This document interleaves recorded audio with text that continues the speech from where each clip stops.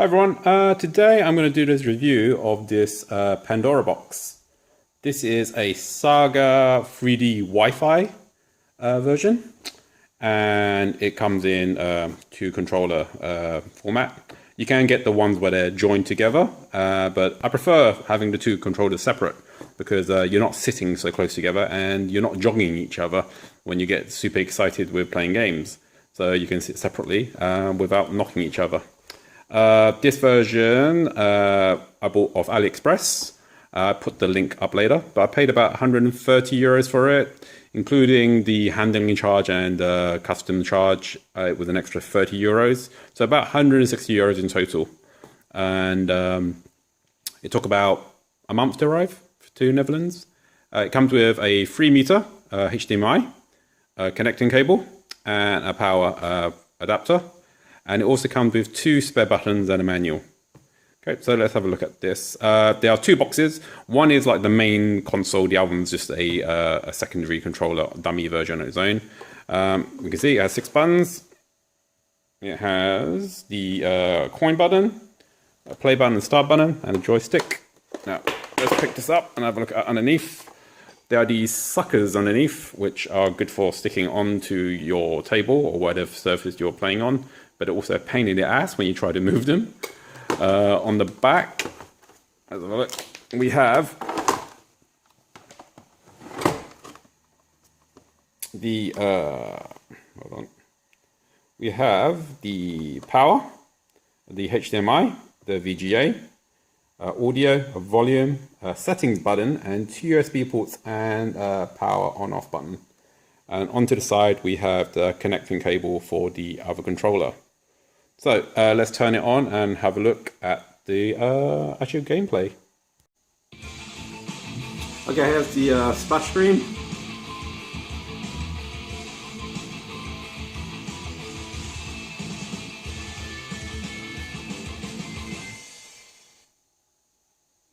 Okay, as soon as you start, you will go into the main menu. And as you can see, on this first tab, we have all of the games appearing, and you can just scroll through them. And they are categorized from the different emulation types. Oh yeah, basically, if you don't know what a Pandora box is, it's basically a retro gaming box that is full of all of the old emulators of like basically PS1, Game Boy, Mega Drive, or MAME, or Final Burn. So you can actually find all these emulators online and download the ROMs yourself and actually play them on your own computer. But if you want like a more authentic retro arcade feel, you can buy one of these Pandora boxes. And you can actually build your own version up. So you can actually just buy the graphics card and then download everything and then build your own joysticks around it. Or you can build an entire box and actually create a whole arcade machine. But the version I got is probably the most popular, which is like, I guess, a console type.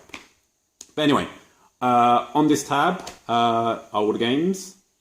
And if you press start, you can go to the search and you can actually search for the games you want to play. So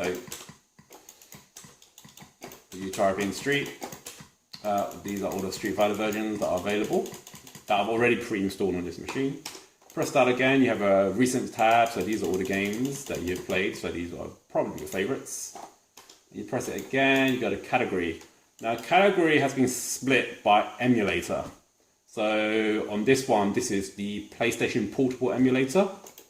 You got the PlayStation 1 emulator, got the N64, the Famicom, Super Famicom, Game Boy Advance, Game Boy Color, Mega Drive, PC Engine, Dreamcast, and Final Burn, and MAME.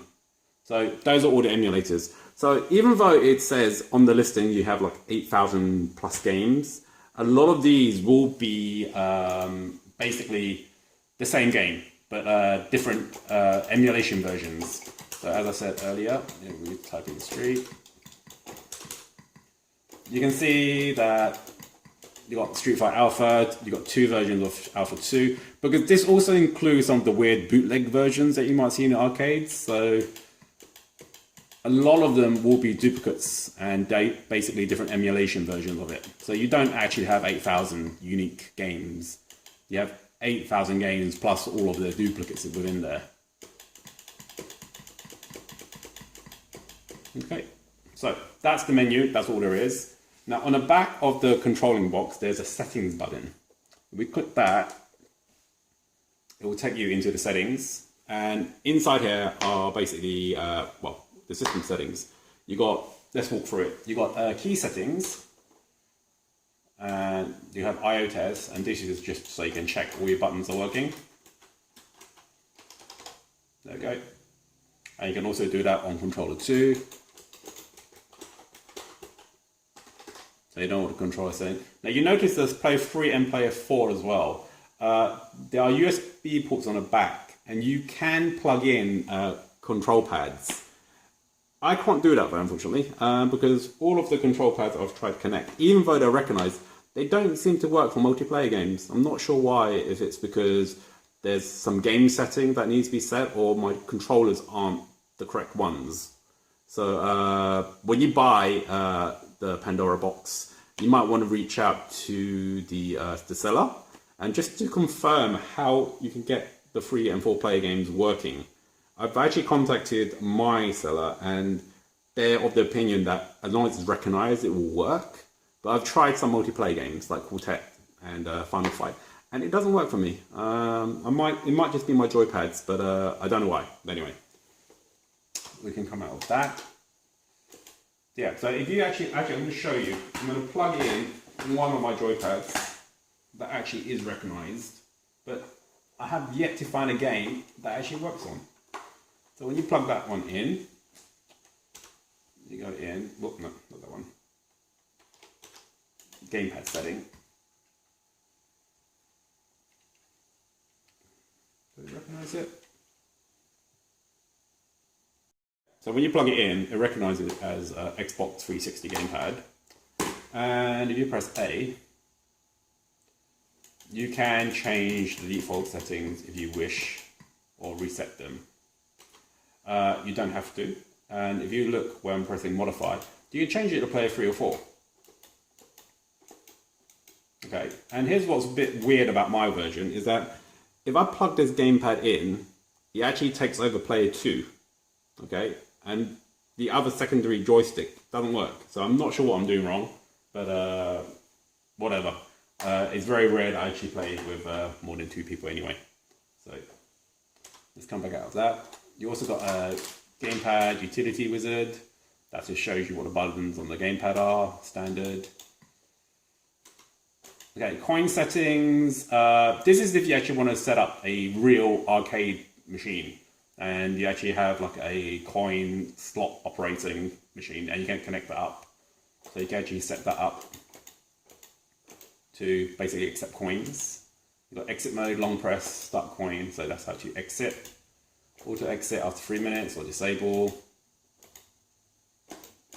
You've got select mode, after coin, insert, always allowed, that's it.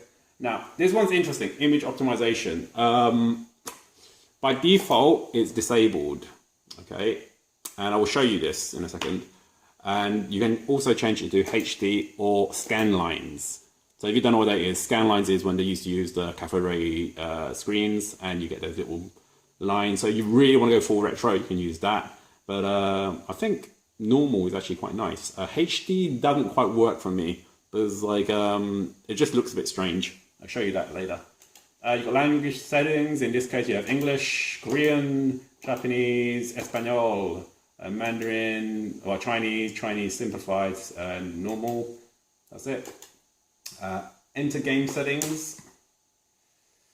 So let's see, these are for time games, false timed all games, you can disable that. You can edit the difficulty and the number of lives per game. So you can actually go in there, and you can actually make all your games super, super difficult if you want to, or super, super easy, or infinite lives. You can edit your favorite list, edit a game list. You can delete specific games you don't want. You can delete all games, don't do that. I don't know what game notice is actually. I'm not sure about that. Time notice strategy.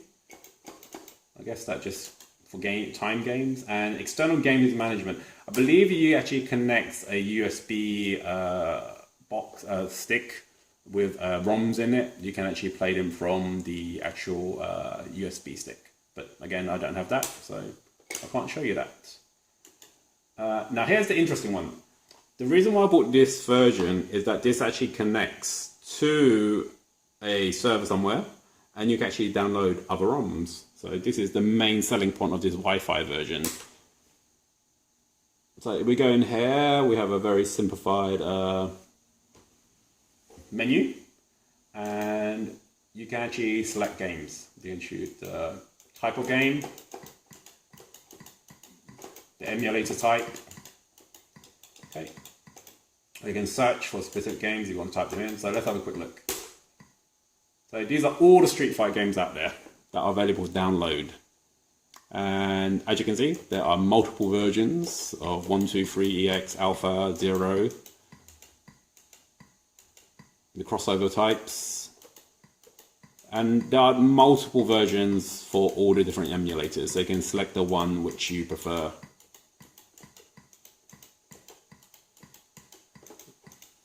Okay. And again, there's lots of random games out there. All of the emulation ROMs that are available, you can probably download. Okay, so let's come out of that. You have account management, clear coins, change password, reset password. Well, don't need that unless you're actually setting it up as a real arcade machine. Okay, so let's go and have a look at some games. Should we go that one? That one? Yeah, let's look at that one. So, Street Fighter 2.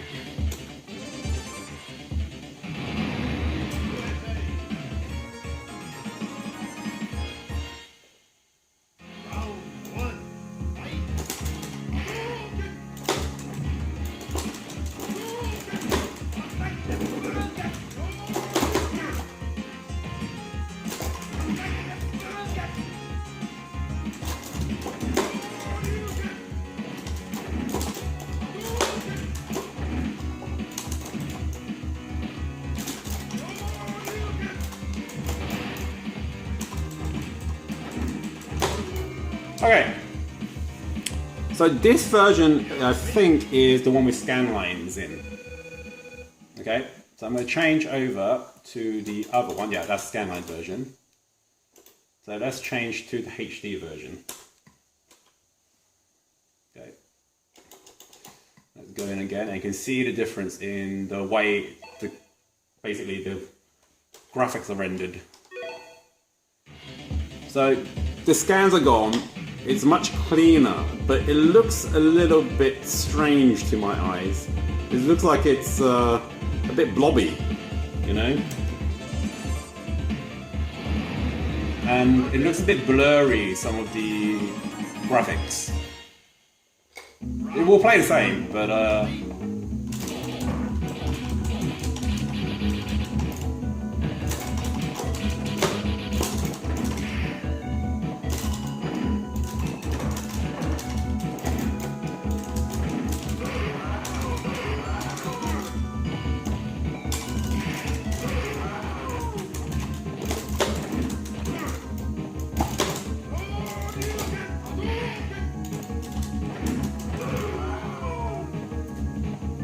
okay, so let's change it to this disabled version, just normal.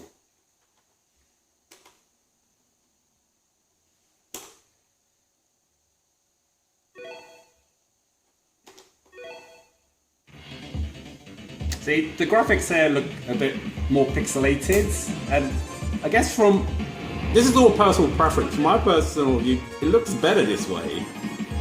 The graphics just look a little bit more refined. The HD version just looks wrong, and the scanline just looks like you're trying too hard to recapture a crap screen.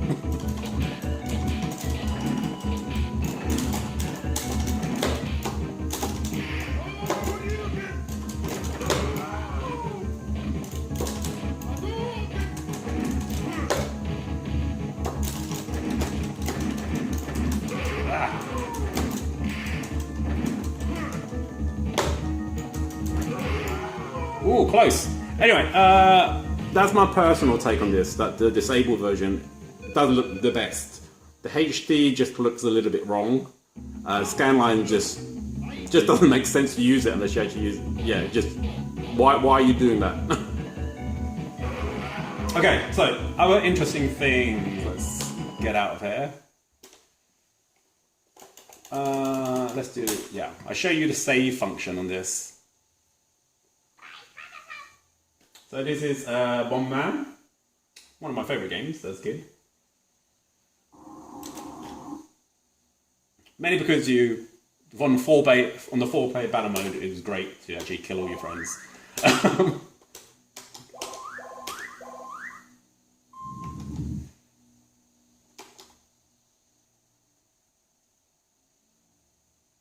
Okay, let's go.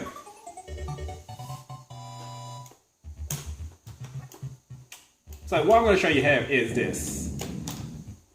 When you press the play pause button, you bring this little menu up. A is continue game, B is exit. C and D are the interesting ones. C is save state, D is load state. So if I press C now, it will save the state. Okay, if I go and get myself killed now, I'm dead.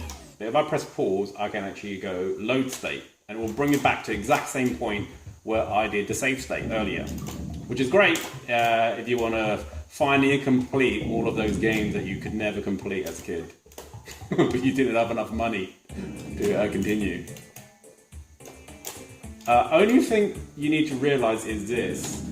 It only allows you one save state per game. So if you can save state on every single game, and it will basically save a file of that point in time. You can't do multiple save states, so you can't select that, unfortunately.